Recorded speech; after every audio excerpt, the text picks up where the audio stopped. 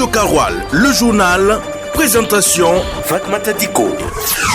À la une de ce Midi Info.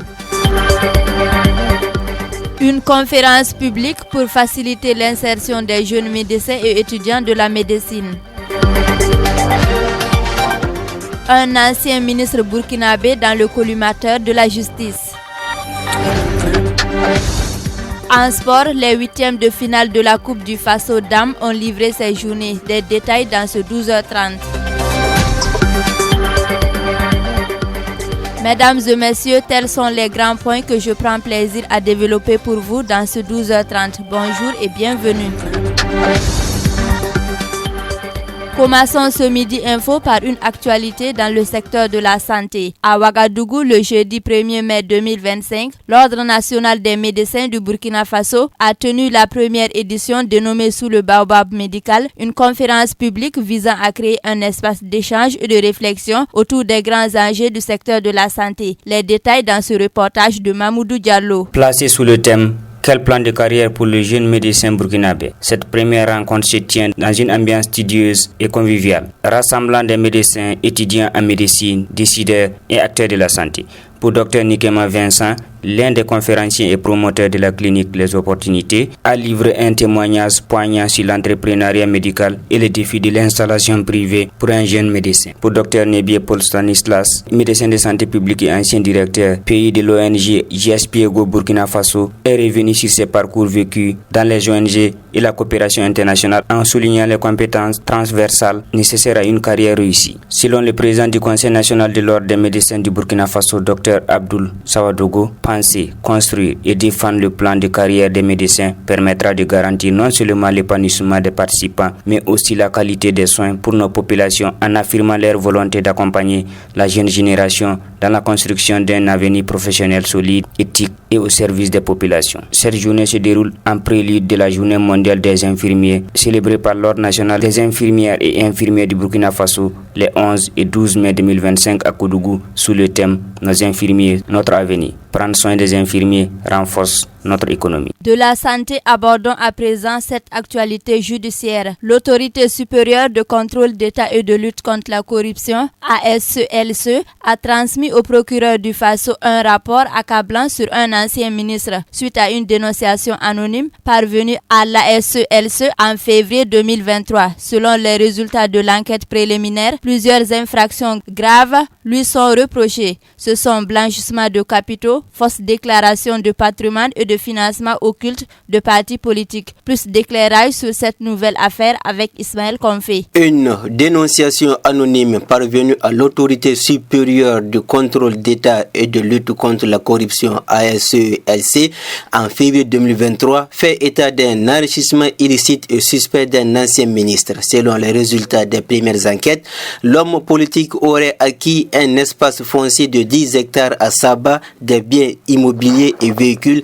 et effectué des dépôts bancaires. En ce qui concerne les versements effectués, deux sont suspects. Un premier de 40 millions de francs CFA et un second de 80 millions de francs CFA sur un compte domicilié dans une banque de la place. Selon l'ancien ministre, dont le nom n'a pas encore été révélé, ces sommes lui auraient été envoyées par son fils résident aux États-Unis. Or, des agents de banque affirment avoir récupéré les dites sommes en paquets scellés de la Banque centrale des États de l'Afrique de l'Ouest, BCAO. Toujours dans le registre bancaire, plusieurs chèques ont été encaissés, dont un d'un montant de 35 millions de francs CFA, et cela sans justification préalable. Un autre motif de suspicion est que les comptes bancaires de l'ancien ministre ne figurent pas dans sa déclaration d'intérêt et de patrimoine, ce qui est en violation de la loi. Infraction. Les charges ne se limitent pas là. Étant cadre d'un parti politique au mois de fait, il se pourrait que ces fonds aient servi à financer la campagne électorale du parti. En tout état de cause, l'affaire est sur la table du pôle économique et financier du tribunal de grande instance de Ouaga 1. Et les citoyens nourrissent le secret espoir de découvrir celui qui se cache derrière le titre d'ancien ministre utilisé par la SELC. Un nouveau feuilleton judiciaire se dessine à l'horizon. Dans ce 12h30, il est aussi question de la culture maraîchère. Le directeur de cabinet du président du Faso, le capitaine Martha Céleste Anderson de Comwing Meda, a procédé le jeudi à la réception officielle des travaux d'aménagement du site maraîcher du 8 mars des femmes du village de Zongo dans la commune de Lumbila, région du Plateau central. La substance de la réception avec Aruna Maïga. Cette réception est la concrétisation d'une promesse du président du Faso, chef de l'État, le capitaine Ibrahim Traoré, lors d'une visite inopinée le 6 mars 2025 dans le cadre de la Journée internationale des droits de la femme sur le site maraîcher de Zongo dans le Plateau central. D'une superficie de 3,76 hectares, le site a été clôturé et compte désormais 2 forages récemment réalisés, un château d'eau et 15 bassins. Le directeur du cabinet du président du Faso, le capitaine Martha Céleste Anderson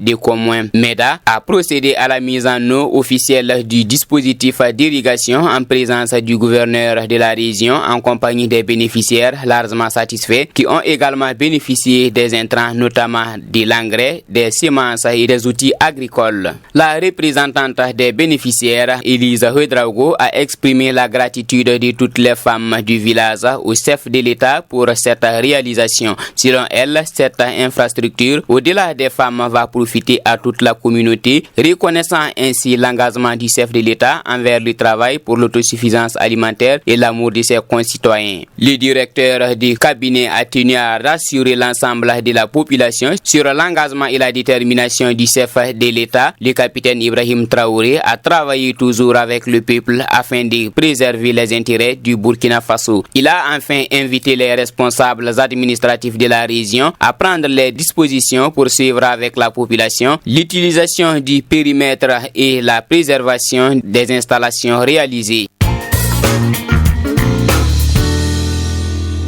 Le 1er mai, à l'occasion de la Journée mondiale du travail, les enseignants des circonscriptions d'éducation de base SEB 1 et 2 de Dori se sont réunis pour célébrer ensemble à la direction provinciale de l'éducation la fête du travail, une célébration placée sous le signe de la cohésion sociale et du vivre ensemble. Le reportage de Aruna Maïga pour plus de détails. Ils étaient nombreux, enseignants et enseignantes, à répondre à l'appel ce matin. Pour cette édition 2025, le mot d'ordre, c'est renforcer les liens de fraternité et d'unité au sein de la communauté éducative du Sénou.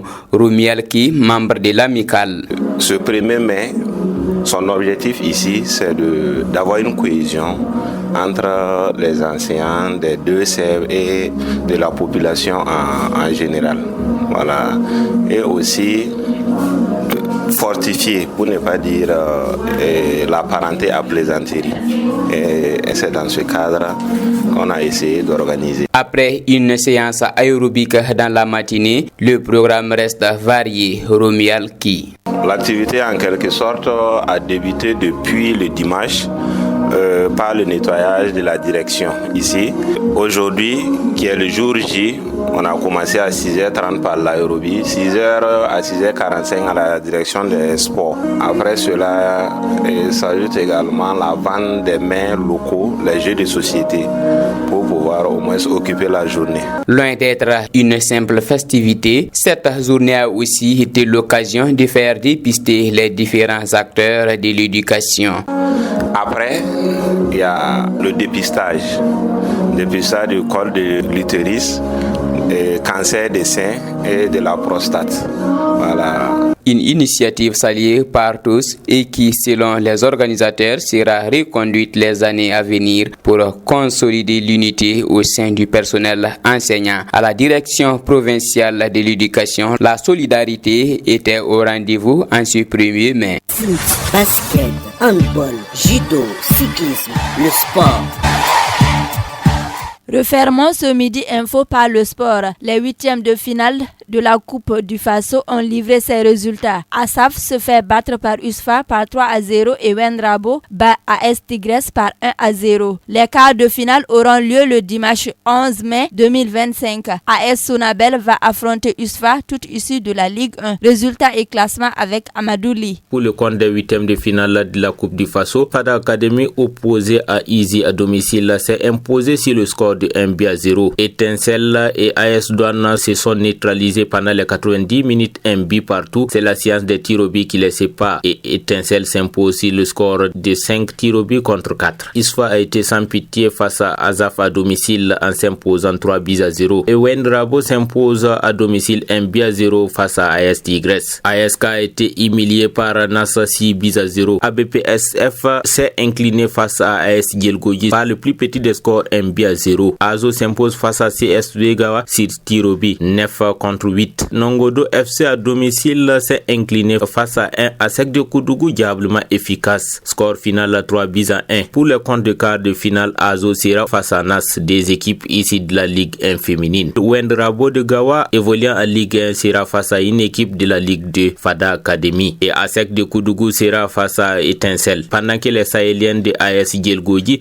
seront face à ISFA. Ces rencontres des quarts de finale auront lieu le dimanche 11 mai 2025. Radio Karoual, le journal, présentation Fatmata Diko. Chers auditeurs, c'est ici que s'achève ce Midi Info sur la 104.6 FM. Merci aux reporters et aux techniciens du jour, Alexis Palais. Juma Moubarak à tous. Que Dieu exauce nos vœux et accepte nos prières. Sur ce, on se donne rendez-vous à 17h pour une autre session d'information.